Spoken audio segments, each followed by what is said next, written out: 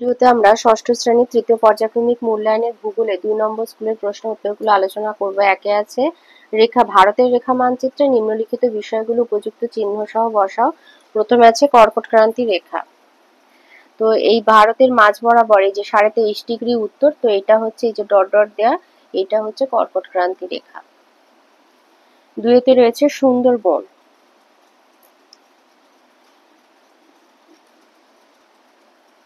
এই যে ম্যানগ্রোভ অরণ্য, এটাই হচ্ছে সুন্দরবন।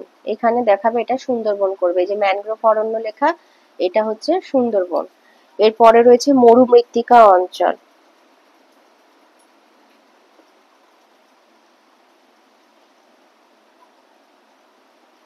এই যে কাঁটা ঝোপ এবং গুল্ম জাতীয় উদ্ভিদ, এটাই হচ্ছে মরুমৃত্তিকা। কাঁটা ঝোপ আর গুল্ম জাতীয় উদ্ভিদ দেখা যায় মরু অঞ্চলে, তো এটাই হচ্ছে মরুমৃত্তিকা। এটা হলো এখানটা হলো মরুমৃত্তিকা,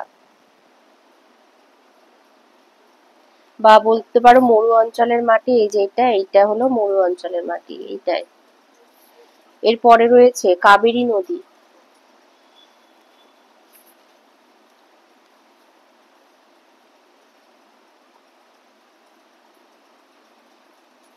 কৃষ্ণা, কাবেরী।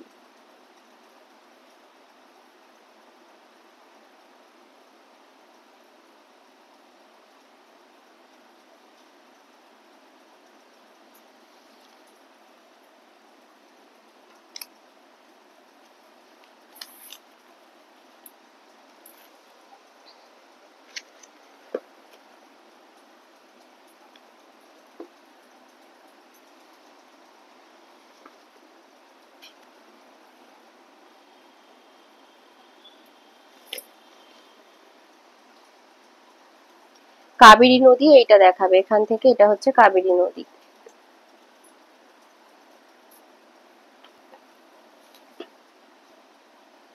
এই এখান থেকে কাবেরী নদী করে দেবে।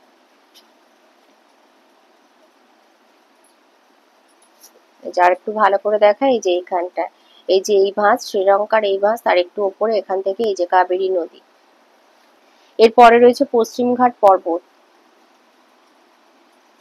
এই যে পশ্চিমঘাট পর্বতমালা, এটা হচ্ছে পশ্চিমঘাট পর্বতমালা। তারপরে আছে কাঞ্চনজঙ্ঘা।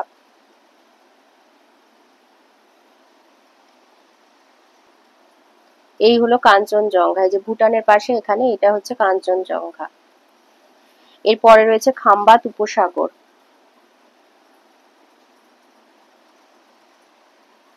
এইটা হচ্ছে খাম্বাত উপসাগর। এই যে এখানে এই গুজরাটের এইখানটা, এই ভাঁজটা এখানে খাম্বাত উপসাগর করে দেবে। ২ রায়তে বলেছে যে পূর্ণ বৃত্তাকার রেখা পৃথিবীকে সমান দুভাগে ভাগ করে, তা হলো মহাবৃত্ত। ২ পৃথিবী আবর্তন করছে পশ্চিম থেকে পূর্বে। ৩ সূর্যাস্তের ঠিক পরের সময়কে বলা হয় গোধূলি। ৪ কোনো গ্রহে বাতাস না থাকলে সেখানে আকাশের রং হবে কালো। ৫ স্ট্র্যাটোস্ফিয়ারে যে গ্যাস অতিবেগুনি রশ্মি শোষণ করে তা হলো ওজোন। ৬ পৃথিবীকে বেষ্টন করে থাকা গ্যাসীয় আবরণকে বলা হয় বায়ুমণ্ডল। ৭ বাতাসে ধুলোর কণায় সূর্যরশ্মি প্রতিফলিত হয়ে বিচ্ছুরিত হলে আকাশের রং হয় নীল। ৮ যে পদ্ধতিতে আগত সৌররশ্মি ভূপৃষ্ঠকে উত্তপ্ত করে না তা হলো ঘনীভবন। ৯ বৃষ্টিপাতের পরিমাণ মাপা হয় যার দ্বারা, তা হলো রেনগজ। ১০ শব্দের তীব্রতা পরিমাপ করার যন্ত্রের নাম ডেসিবেল। ১১ বায়ু দূষণের ফলে ক্ষতি হয় শিশু, বৃদ্ধ, মহিলা সকলের হবে। ১২ ভারতের একটি পশ্চিম বাহিনী নদী নর্মদা। ১৩ ভারতের দীর্ঘতম হিমবাহ সিয়াচেন। ১৪ পাট হচ্ছে তন্তুজাতীয় ফসল। ১৫ গম চাষের জন্য প্রয়োজনীয় বৃষ্টিপাত ৫০ থেকে ১০০ সেমি। ১৬ মানচিত্রে কৃষিজমি বোঝাতে যে রং ব্যবহার করা হয় তা হচ্ছে সবুজ। ১৭ পশ্চিমবঙ্গে অন্যতম আদিবাসী জনজাতি হলো সাঁওতাল। ১৮ কালোমাটি যে ফসল চাষের জন্য উপযুক্ত তা হলো তুলো। ৩ শূন্যস্থান পূরণ, আই অ্যালবেডোর পরিমাণ ৩৫%। ২ প্রতি বছর ২২ এপ্রিল ধরিত্রী দিবস পালন করা হয়। ৩ ভারতের কৃষিকাজ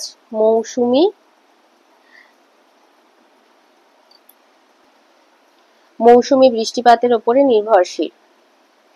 ৪ এই প্রথাগত প্রতীক চিহ্ন দ্বারা ভৌগোলিক মানচিত্রে মন্দির বোঝানো হয়। ৪ আছে স্তম্ভ মেলানো, গ্রামের মানচিত্র বড় স্কেল। কফি হচ্ছে কর্ণাটক, ঝুম চাষ ভারতের উত্তর পূর্বাঞ্চল। ৪ বাংলা ভাষা পশ্চিমবঙ্গ। 5 রাইতে বলেছে ম্যাপ শব্দটির উৎপত্তি কোন ল্যাটিন শব্দ থেকে হয়েছে, এটা আছে তোমাদের বইয়ের 105 পাতায়। ম্যাপ শব্দটার উৎপত্তি ল্যাটিন শব্দ ম্যাপা থেকে হয়েছে, যার অর্থ হচ্ছে কাপড়। তাহলে ম্যাপ শব্দটার উৎপত্তি ল্যাটিন শব্দ ম্যাপা থেকে হয়েছে। 2 দার্জিলিং এবং অসমে কোন বাগিচা ফসলের চাষ হয়? চা। 3 দিয়েছে সিন্ধু নদীর উৎস কোনটি? তিব্বতের মানস সরোবরের নিকট কৈলাস পর্বতের একটি হিমবাহ থেকে উৎপত্তি। তাহলে তিব্বতের মানস সরোবরের নিকট কৈলাস পর্বতের একটি হিমবাহ থেকে উৎপত্তি। 4 দিয়েছে নীলগিরি পাহাড়ের একটি আদিবাসী গোষ্ঠীর নাম লেখো। টোডা। 6 রাইতে দিয়েছে কাকে নীলগ্রহ বলা হয় এবং কেন বলা হয়? পৃথিবীকে নীলগ্রহ বলা হয় কারণ হচ্ছে 1 হলো পৃথিবী, 4 ভাগে 3 ভাগ জল, তাই মহাকাশ থেকে পৃথিবীকে দেখলে নীল জলরাশি চোখে পড়ে। 2 মহাকাশচারীরা বা কৃত্রিম উপগ্রহ পৃথিবীর যে ছবি সংগ্রহ করে তাতেও পৃথিবীকে গোলাকার নীল গোলক রূপে দেখা গেছে। 3 সৌরজগতের একমাত্র পৃথিবী গ্রহেই এত বিশাল পরিমাণ জল পাওয়া যায়, তাই জলগ্রহ পৃথিবীর অধিকাংশ স্থানের রঙই নীল। 2 বলেছে তাপমণ্ডলের বিভাগগুলি লেখো। 2 নাম্বার এটা বলেছে তাপমণ্ডলের 3টে বিভাগ, একটা হচ্ছে উষ্ণমণ্ডল, নিরক্ষরেখার উভয় দিকে কর্কট ক্রান্তি আর মকর ক্রান্তি রেখার মাঝের অঞ্চল হলো উষ্ণমণ্ডল। 2 হচ্ছে নাতিশীতোষ্ণ মণ্ডল, কর্কট ক্রান্তি রেখা থেকে সুমেরু বৃত্ত রেখা আর মকর ক্রান্তি রেখা থেকে কুমেরু বৃত্ত রেখার মাঝের অঞ্চল নাতিশীতোষ্ণ মণ্ডল। 3 হচ্ছে হিমমণ্ডল, সুমেরু বৃত্ত থেকে উত্তর মেরু আর কুমেরু বৃত্ত থেকে দক্ষিণ মেরুর মাঝের অঞ্চল হলো হিমমণ্ডল। 2 নাম্বার বলে একটুখানি বললাম। 3 দিয়েছে সমতল ভূমিতে প্রচুর মানুষ বসবাস করে, ব্যাখ্যা করো। এই উত্তরটা লিখবে যে সমভূমি অঞ্চলে প্রচুর মানুষ বসবাস করার কারণ 1 হচ্ছে কৃষিকাজের সুবিধা। উত্তর ভারতের সমভূমি অঞ্চল পলিগঠিত হওয়ায় এখানে কৃষিকাজের যথেষ্ট সুবিধা রয়েছে। 2 উন্নত পরিবহন, এই অঞ্চল সমভূমি হওয়ায় রেলপথ সড়কপথের উন্নতি হয়েছে। 3 শিল্পের বিকাশ, কৃষি ও পরিবহন ব্যবস্থার উন্নতির জন্য শিল্পেরও বিকাশ হয়েছে।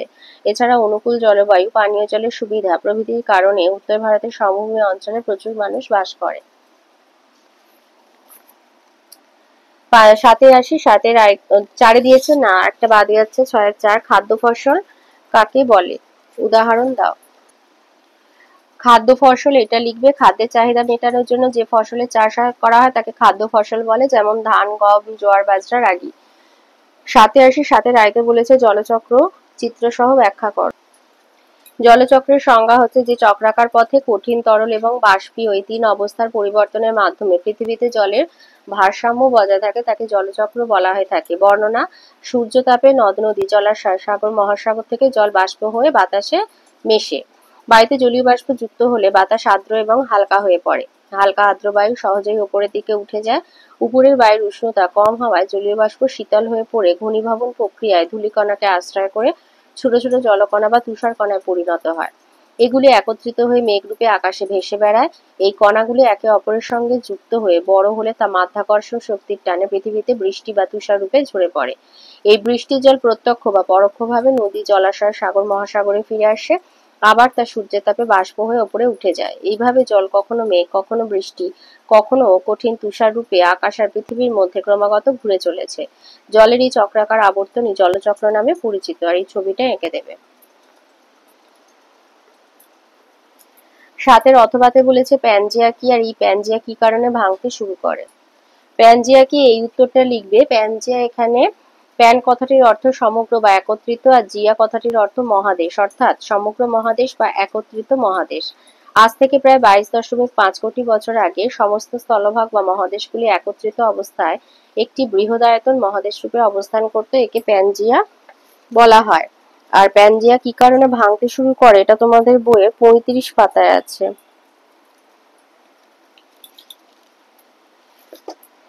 লিখবে যে প্রায়, এইখান থেকে লিখবে যে প্রায় 20 কোটি বছর আগে প্যানজিয়া ভাঙতে শুরু করে। ভাঙা টুকরোগুলো উত্তর দক্ষিণে পূর্ব পশ্চিমে সরে যেতে থাকে। কারণ হচ্ছে পৃথিবীর ভিতরে প্রচন্ড তাপে গুরুমণ্ডলে পরিচলন স্রোতের সৃষ্টি হয়। এই পরিচলন স্রোতই মহাদেশ সঞ্চারণের মূল কারণ। তাহলে পৃথিবীর ভেতরে প্রচন্ড তাপে গুরুমণ্ডলে যে পরিচলন স্রোতের সৃষ্টি হয় সেই পরিচলন স্রোতই মহাদেশ সঞ্চারণের মূল কারণ। এর ফলে প্যানজিয়া মানে এই যে এই পরিচলন স্রোতেই প্যানজিয়ার ভাঙা টুকরোগুলো পরস্পর দূরে সরে যায়। কোটি কোটি বছর পরে বর্তমান অবস্থানে এসে 7টি মহাদেশ আর 5টি মহাসাগর তৈরি করেছে। 2 নম্বর বলেছে আবহাওয়া এবং জলবায়ুর পার্থক্য লেখো। আবহাওয়াটা আগে বলে নিচ্ছি। সংজ্ঞা হলো কোনো নির্দিষ্ট স্থানে নির্দিষ্ট সময়ে বায়ুর উষ্ণতা, চাপ, আর্দ্রতা, বায়ুপ্রবাহ, মেঘাচ্ছন্নতা, বৃষ্টিপাত ইত্যাদিকে আবহাওয়া বলে। 2 হচ্ছে আবহাওয়া স্বল্প পরিসর স্থানের বায়ুমণ্ডলীয় অবস্থা। 3 আবহাওয়া বায়ুমণ্ডলের সাময়িক অবস্থা। 4 আবহাওয়া প্রতিদিন বা প্রতি ঘন্টায় বদলাতে পারে। আর 5 হচ্ছে মানুষের দৈনন্দিন কাজে আবহাওয়ার প্রভাব গুরুত্বপূর্ণ। জলবায়ু হচ্ছে হলো কোনো অঞ্চলের কমপক্ষে 30 থেকে 35 বছরের আবহাওয়ার গড় অবস্থাকে জলবায়ু বলে। 2 জলবায়ু বিশাল অঞ্চলের আবহাওয়ার গড় অবস্থা। 3 জলবায়ু বায়ুমণ্ডলের দীর্ঘকালীন অবস্থা। 4 জলবায়ু সহজে পরিবর্তন হয় না। আর 5 কোনো অঞ্চলের স্বাভাবিক উদ্ভিদ ও প্রাণী জগতের উপর জলবায়ুর প্রভাব অপরিসীম। 7 3 নম্বর বলেছে গঙ্গা নদীর গতিপথ। উৎস লিখতে হবে, দৈর্ঘ্য, উপনদী, শাখা নদী আর হচ্ছে মোহনা। লিখবে ভারতের প্রধান এবং দীর্ঘতম নদী হলো গঙ্গা। এর দৈর্ঘ্য 2525 কিলোমিটার। উৎস গঙ্গোত্রী হিমবাহের গোমুখ তুষার গুহা থেকে উৎপন্ন হয়েছে। গতিপথ গঙ্গা নদীর গতিপথ 3 ভাগে বিভক্ত। একটা হচ্ছে উচ্চ গতি, উৎস থেকে হরিদ্বার পর্যন্ত হলো গঙ্গার উচ্চ গতি। উৎসের কাছে ভাগীরথী নামে প্রবাহিত হয়ে প্রথমে মন্দাকিনী ও পরে অলকানন্দার সঙ্গে মিলিত হয়েছে আর গঙ্গা নাম নিয়ে দক্ষিণ পূর্বে প্রবাহিত হয়েছে। মধ্যগতি হরিদ্বার থেকে মুর্শিদাবাদের ধুলিয়ান পর্যন্ত গঙ্গার মধ্যগতি। এই অংশের প্রবাহপথ পূর্ব দিকে। এখানে যমুনা, সোন, গোমতী, গণ্ডক, কোশি প্রভৃতি উপনদী মিলিত হয়েছে। নিম্নগতি ধুলিয়ান থেকে মোহনা পর্যন্ত গঙ্গা নিম্নগতি। ধুলিয়ানের কাছে গঙ্গা দুটি শাখায় ভাগ হয়েছে। একটি শাখা পদ্মা নামে বাংলাদেশের মধ্যে দিয়ে দক্ষিণ পূর্বে প্রবাহিত হয় আর অপর শাখাটি ভাগীরথী হুগলি নামে পশ্চিমবঙ্গের মধ্যে দিয়ে দক্ষিণে প্রবাহিত হয়ে বঙ্গোপসাগরে মিশেছে। তাহলে মোহনা হলো বঙ্গোপসাগর। আর গঙ্গা তীরবর্তী শহর হরিদ্বার, দেরাদুন, এলাহাবাদ, কানপুর, বারাণসী, পাটনা, কলকাতা। 4 বলেছে ভারতের 3টি জাতীয় দিবসের নাম, তারিখ সহ লেখো। এটা তোমাদের বইয়ের 102 পেজে আছে। 15ই আগস্ট স্বাধীনতা দিবস 15ই আগস্ট, গান্ধী জয়ন্তী 2রা অক্টোবর আর সাধারণতন্ত্র দিবস 26শে জানুয়ারি।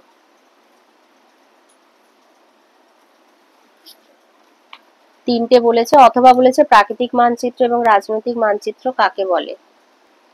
প্রাকৃতিক মানচিত্র কাকে বলে লিখবে যে সকল মানচিত্রে প্রাকৃতিক বিষয় যেমন পর্বত, পাহাড়, মালভূমি, সমভূমি, নদ নদী, জলবায়ু, স্বাভাবিক উদ্ভিদ ইত্যাদি দেখানো হয় তাকে প্রাকৃতিক মানচিত্র বলে। আর ওর সাথে আছে রাজনৈতিক মানচিত্র কাকে বলে। যে সকল মানচিত্রে দেশ, রাজ্য, জেলার সীমানা ও অবস্থান ইত্যাদি দেখানো হয় তাকে রাজনৈতিক মানচিত্র বলে। 8 রায়তে দিয়েছে বায়ুমণ্ডলের স্তর বিন্যাস করে প্রত্যেক স্তরে 2টো করে বৈশিষ্ট্য লেখো। লিখবে পৃথিবীর গায়ে লেগে থাকা বায়ুমণ্ডলকে ভূপৃষ্ঠ থেকে ওপরের দিকে উষ্ণতার তারতম্য অনুসারে 6টি স্তরে ভাগ করা হয়। প্রথম হচ্ছে ট্রোপোস্ফিয়ার। বলেছে ভাগগুলো করে আর বৈশিষ্ট্য লিখতে। বৈশিষ্ট্য 2টো করে বৈশিষ্ট্য লিখবে। এই স্তরে প্রতি 1000 মিটার উচ্চতা বৃদ্ধির সঙ্গে উষ্ণতা 6.4 ডিগ্রি সেলসিয়াস হারে হ্রাস পায়। একে স্বাভাবিক উষ্ণতা হ্রাসের হার বলে। আর 2 হচ্ছে 75% বায়বীয় উপাদান, জলীয় বাষ্প, ধূলিকণা প্রভৃতি বিভিন্ন গ্যাস এই স্তরে থাকে। 2 হচ্ছে স্ট্র্যাটোস্ফিয়ার। বৈশিষ্ট্য লিখবে এই স্তরে উচ্চতা বৃদ্ধির সঙ্গে সঙ্গে উষ্ণতা বৃদ্ধি পায়। 2 এই স্তরে 20 থেকে 25 কিলোমিটার উচ্চতায় থাকা ওজোন স্তর ক্ষতিকারক অতিবেগুনি রশ্মি শোষণ করে। এরপরে 3 নম্বর হচ্ছে মেসোস্ফিয়ার। বৈশিষ্ট্য লিখবে এই স্তরে উচ্চতা বৃদ্ধির সঙ্গে সঙ্গে উষ্ণতা হ্রাস পায়। আর 2 মহাকাশ থেকে ছুটে আসা উল্কাগুলি মূলত এই স্তরে এসে পুড়ে ছাই হয়ে যায়। 4 হলো থার্মোস্ফিয়ার। বৈশিষ্ট্য হচ্ছে এই স্তরে উচ্চতা বৃদ্ধির সঙ্গে সঙ্গে দ্রুত তাপ বৃদ্ধি পেতে থাকে। আর 2 এখানে বায়বীয় কণা প্রায় নেই, তাই আকাশ কালো দেখায়। আর 5 হচ্ছে এক্সোস্ফিয়ার। বৈশিষ্ট্য হচ্ছে এখানে হিলিয়াম, হাইড্রোজেন গ্যাসের প্রাধান্য দেখা যায়। আর 2 কৃত্রিম উপগ্রহ, মহাকাশ স্টেশন এই স্তরেই থাকে। 6 হচ্ছে ম্যাগনেটোস্ফিয়ার। বৈশিষ্ট্য হচ্ছে এই স্তরে বায়ুমণ্ডলকে বেষ্টন করে একটি স্থায়ী তড়িৎচুম্বকীয় ক্ষেত্রের সৃষ্টি হয়েছে।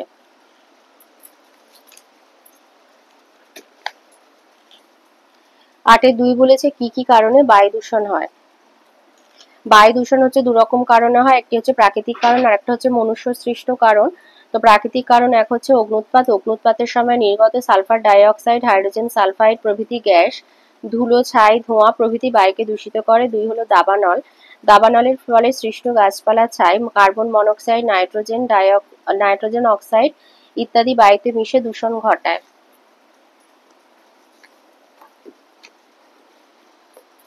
ধূলিঝড়, বিস্তীর্ণ প্রান্তর, মরুভূমি প্রভৃতি স্থান থেকে ঝড়ের সময় ধুলোবালি উড়ে বায়ুতে মিশে বায়ুকে দূষিত করে।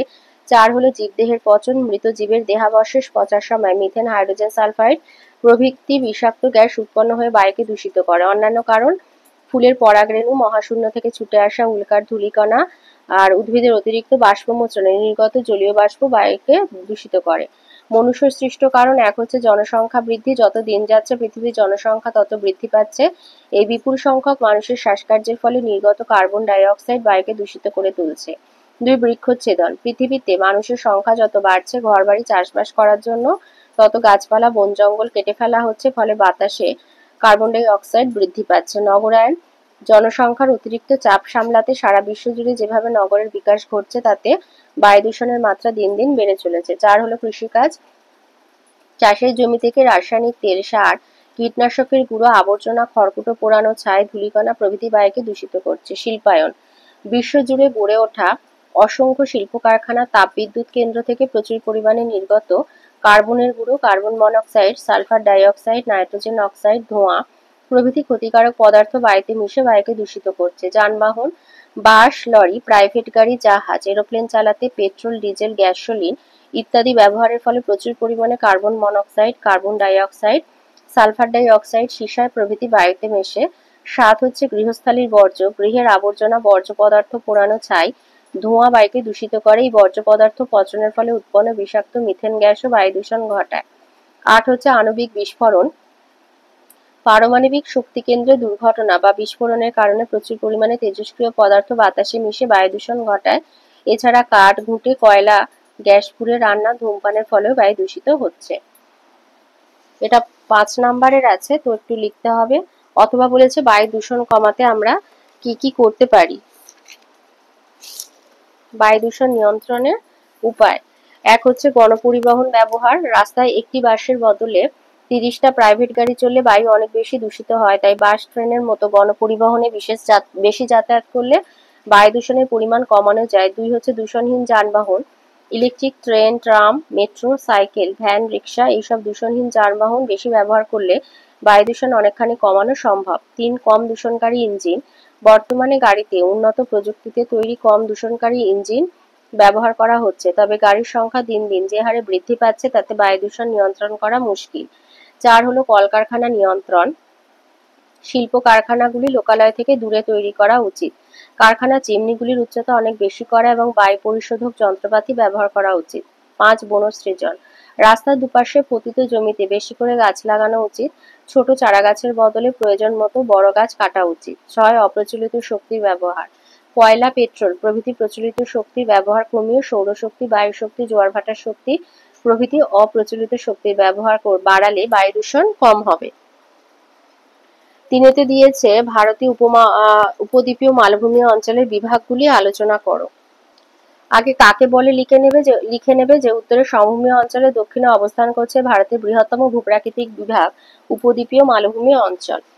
এবার বলেছে বিভাগগুলি আলোচনা করো, তো লিখবে যে বিভাগ ভূপ্রাকৃতিক বৈচিত্র্য অনুসারে সমগ্র অঞ্চলকে 3 ভাগে ভাগ করা হয়েছে। 1 হলো মধ্যভাগের উচ্চভূমি, নর্মদা নদীর উত্তরের উচ্চভূমি হচ্ছে ভারতের মধ্যভাগের উচ্চভূমি, বৈশিষ্ট্য হচ্ছে শিলা, খুব প্রাচীন শিলা দিয়ে অঞ্চল গঠিত। 2 মালভূমি, ছোটনাগপুর, বুন্দেলখণ্ড, বাঘেলখণ্ড, মালব এইরকম বহু মালভূমি এখানে দেখা যায়। 3 ঢাল, এই উচ্চভূমি দক্ষিণ থেকে উত্তর ও উত্তর পূর্বে ঢালু। 4 আয়তন, এই অঞ্চলটির আয়তন প্রায় 1,67,872 বর্গ কিলোমিটার, গড় উচ্চতা 500 থেকে 1000 মিটার। আর নদীর উৎস গোদাবরী, কৃষ্ণা, নর্মদা, তাপ্তি প্রভৃতি নদীর উৎসস্থল এই উচ্চভূমি। পূর্ব ভারতের উচ্চভূমি, মধ্যভাগের উচ্চভূমির পূর্বে অবস্থিত উপদ্বীপীয় মালভূমির অংশ হল পূর্ব ভারতের উচ্চভূমি। বৈশিষ্ট্য মালভূমি, এই অঞ্চলে ছোটনাগপুর ও বাঘেলখণ্ড মালভূমি দেখা যায়। 2 হচ্ছে উচ্চভূমি, এছাড়া এখানে গড়জাত পাহাড় এবং দণ্ডকারণ্য উচ্চভূমি রয়েছে। 3 নদীর উৎস, মহানদী আর দামোদর এই অঞ্চলের প্রধান নদী, এই নদী দুটো বঙ্গোপসাগরে পড়েছে। দাক্ষিণাত্যের মালভূমি, উত্তরে বিন্ধ্য পর্বত থেকে শুরু করে উপদ্বীপের দক্ষিণতম বিন্দু পর্যন্ত অংশ দাক্ষিণাত্যের মালভূমি অঞ্চল। বৈশিষ্ট্য ঢাল, মালভূমিটি পশ্চিম থেকে পূর্ব দিকে সিঁড়ির মতো ধাপে ধাপে নেমে গেছে। 2 শিলা। মালভূমিটি ব্যাসল্ট জাতীয় লাভা শিলায় গঠিত। 3 সর্বোচ্চ শৃঙ্গ। দাক্ষিণাত্যের মালভূমির সর্বোচ্চ শৃঙ্গ আনাইমুদি। 4 পর্বতমালা। এই মালভূমি উত্তর ও উত্তর পূর্বে বিন্ধ্য, মহাদেব, মহাকাল পর্বত, পূর্বে পূর্বঘাট আর পশ্চিমে পশ্চিমঘাট পর্বতমালা দিয়ে ঘেরা। নদীর উৎস এই অঞ্চলে প্রধান নদীগুলো হচ্ছে গোদাবরী, কৃষ্ণা, কাবেরী প্রভৃতি। 3-8 অথবাতে আছে ভারতের ধান চাষের ভৌগোলিক পরিবেশ, উষ্ণতা, বৃষ্টিপাত, মাটি, আর্দ্রতা এবং জমি উল্লেখ করো। তো এটা আমাদের বইতেই আছে, বইয়ের 95 পাতায়।